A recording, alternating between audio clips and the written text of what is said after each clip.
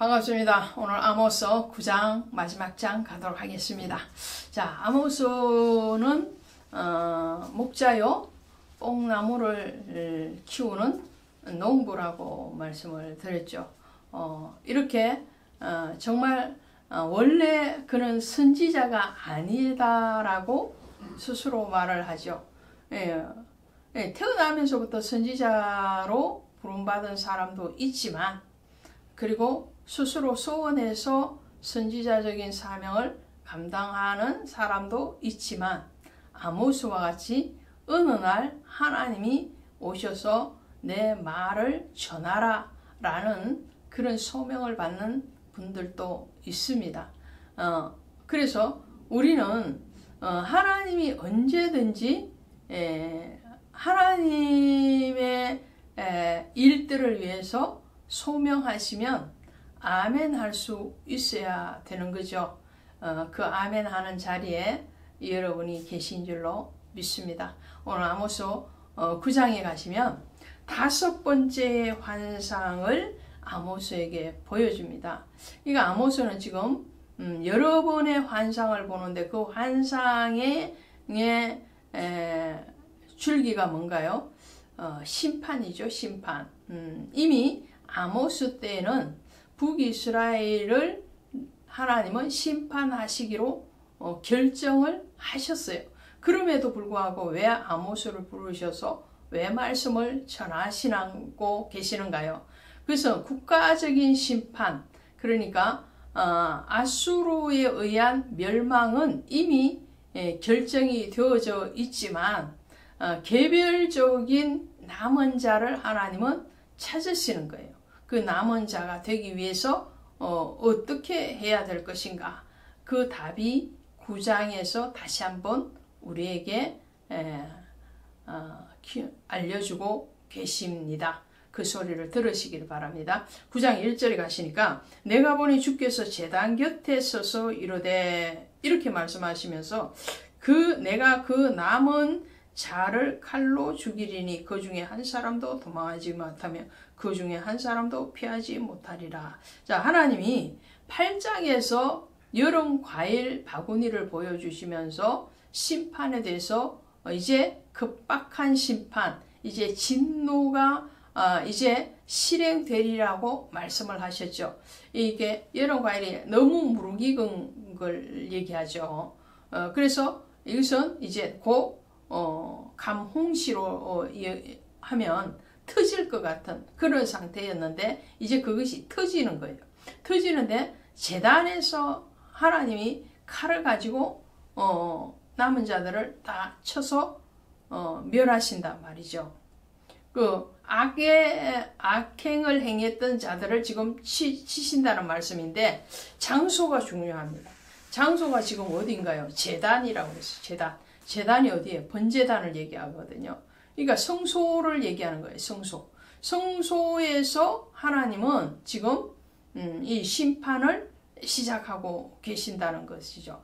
마태복음 3장 12절에 가시면 손에 키를 들고 자기 타작마당을 정하게 하사 알곡은 곡간에 죽정이는 꺼지지 않는 불에 사르리라, 이렇게 말씀하죠.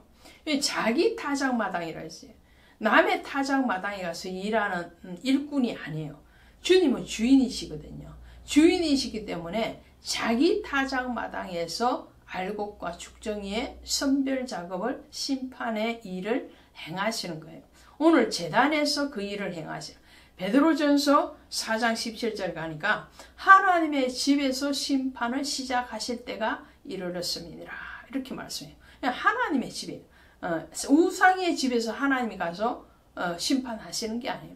우상의 집은 그대로 놔둬도 심판이에요. 전능하신 하나님이, 우상은 그냥 심판이죠. 그러나 하나님의 집에서 알곡과 죽정이를 갈라내는 심판의 그날을 하나님은 예비하셨고 그 날을 행하신다는 거죠. 계시록 11장 1절에도 가면 하나님의 성전과 제단과 그 안에서 경배하는 자들을 청량하되, 청량의 목적은 뭐예요? 청량의 목적은 건축의 목적이죠.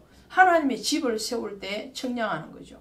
또 청량의 목적은 소유의 목적이 있습니다. 어디까지가 내 것이고 어디까지가 남의 것인가를 구분하는 것이 바로 청량이죠. 그런데 하나님께서 제단과 성전에서 하나님의 청량주를 대시고 청량을 하신다고 말씀을 하는 거예요. 오늘 아모스와 하나님의 이 환상증의 예언의 말씀도 어디에서 시작하냐니까 제단에서 하는 거예요. 오늘 그 제단이 여러분이 속한 교회일 뿐만 아니라 오늘 우리 한 사람 한 사람 심령의 제단에서 하나님은 너가 정말 내 소유인가, 나의 자녀인가, 나의 아들 예수 그리스도의 피가 있는 자인가 없는 자인가를 심판하신다는 거예요. 그 심판의 칼날을 피할 자는 아무도 없다는 거예요. 하늘로 솟는다 할지라도 바다 밑으로 내려간다 할지라도 갈멜산으로 숨어든다 할지라도 하나님 다 찾아내서 그를 심판하시겠다는 내용이 9장 2절 이하의 말씀입니다. 그렇게 해서 하나님 심판하실 수밖에 없는 이유가 뭔가요? 그것은 바로 아모스 5장 24절에 나오는 오직 정의를 물같이 공의를 마르지 않는 강같이 흐르게 할지어다. 하나님의 정의, 하나님의 공의가 무너졌기 때문에 심판하는 거예요. 그것이 불신자들에게 그렇게 무너진 것일 뿐만 아니라 하나님의 성전 안에 있는 사람, 그러니까 하나님의 은혜 안에 있는 사람들에게도 하나님의 공의와 하나님의 정의가 무너지고 있기 때문에 하나님은 그 무너짐이 심히 타락한 상태가 되어 있기 때문에 하나님 심판하시는데, 그러면 그 심판에서 살아남을 수 있는 방법, 남은 자가 될 수 있는 방법이 뭔가요?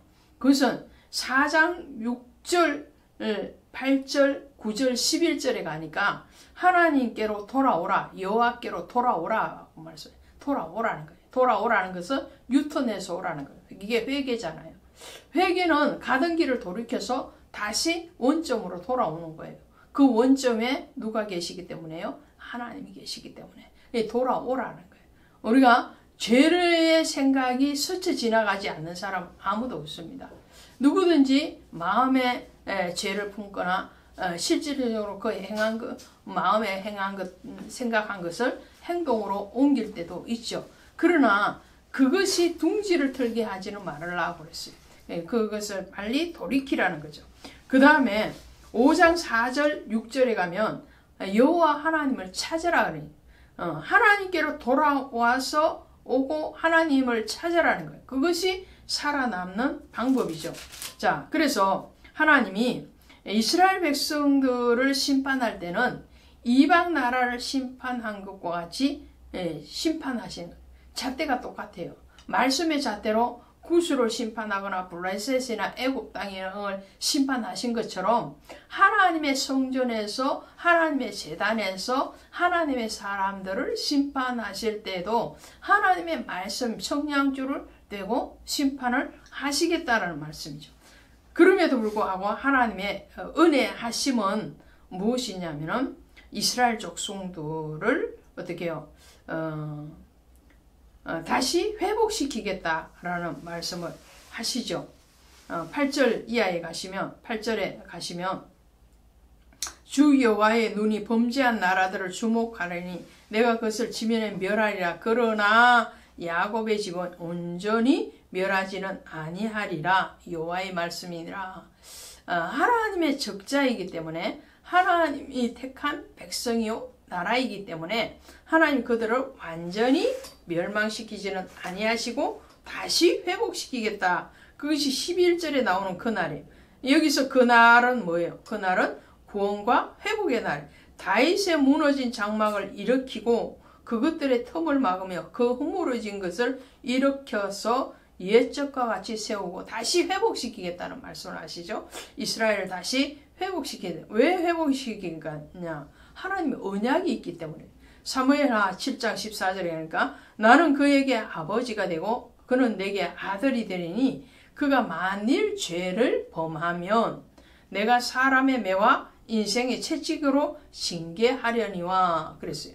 예, 하나님을 사랑하는 아들이기 때문에 징계도 하고 채찍질도 하시지만 그러나 그 징계와 채찍질이 영원한 멸망으로 가는 것이 아니라 다시 회복을 위한, 다시 돌아오고 다시 하나님을 찾게 하기 위한 징계와 채찍이라는 것을 말씀을 하세요. 그래서 다윗의 이 장막, 무너진 장막, 다윗의 언약에 대해서 하나님을 기억하시고 다시 회복하시고 그리고 그 회복된 이스라엘 백성들이 다시 포도원을 가꾸고 또 성읍을 건축하고 다시 그 열매를 먹게 하시겠다라는 말씀을 하죠. 15절 보시니까 내가 그들의 땅에 심으리니 그들이 내가 준 땅에서 다시 뽑히지 아니하리라 내 하나님 여호와의 말씀이니라.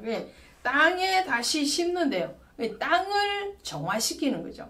하나님 땅을 정화시키시고 그리고 그 땅에서 다시 소출을 거두기를 원한다는 거예요.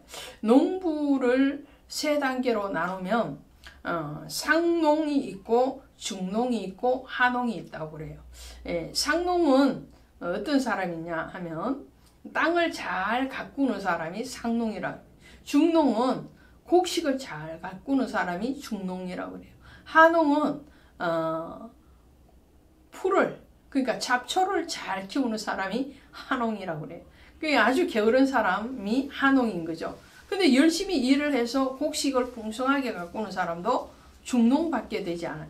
근데 상농은 땅의 체질을 바꾸는 사람이 상농이라고 해요. 땅의 체질을 바꾸는 작업이 오랜 시간이 걸리지만 그 땅의 체질을 바꾸고 나면 이제 곡식 잘 떼는 것은 아주 쉽다는 거죠. 자, 그렇다면 오늘 하나님은 이스라엘 백성들을 지금 막 심판을 하셨잖아요. 칼날로 막 제단에서 막 휘둘러서 정말 다 죽이시잖아요. 하나님이 지금 원하시는 것은 양적인 이스라엘 백성들의 부흥을 얘기하는 게 아니에요. 그 체질을 바꾸는 체질. 오늘 교회의 체질이 바꿔지길 바랍니다. 저와 여러분의 체질이 하나님의 은혜와 또 하나님의 공의의 가운데서 말씀 가운데서 우리의 체질이 바꿔지기를 바랍니다. 그랬을 때에 하나님은 우리 안에서 30배, 60배, 100배의 결실을 거두게 하시리라 믿습니다. 고맙습니다.